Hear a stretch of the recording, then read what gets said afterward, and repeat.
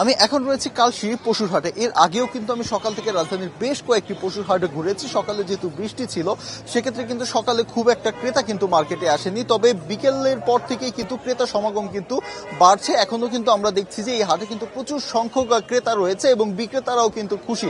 সকালে যেহেতু যেহেতু বৃষ্টির জন্য তারা বিক্রি করতে পারেনি, এখন কিন্তু মোটামুটি বেচা কেনাও হচ্ছে এবং বিক্রেতারা আশা করছে যে সন্ধ্যার পর থেকে এবং কি মাঝরাত পর্যন্ত কিন্তু তাদের প্রচুর পরিমাণে বিক্রি হবে এবং তারা বলছেন যে আজকে রাতেই তাদের সর্বোচ্চ বিক্রি হওয়ার কিন্তু তারা আশা প্রকাশ করছেন।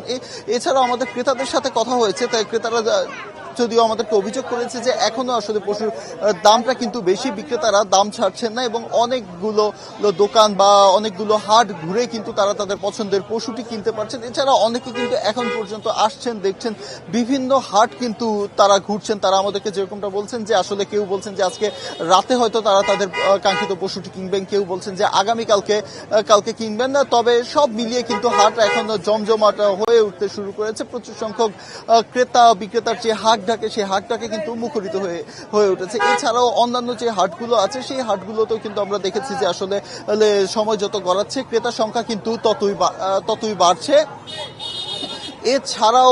এছাড়াও কিন্তু অন্যান্য কিছু হাটে কিন্তু বৃষ্টির জন্য কাদা জমেছে এবং সেগুলো পরিষ্কারের জন্য কিন্তু তাদের যে স্বেচ্ছাসেবকরা আছেন তাদেরকে আমরা কাজ করতে দেখেছি।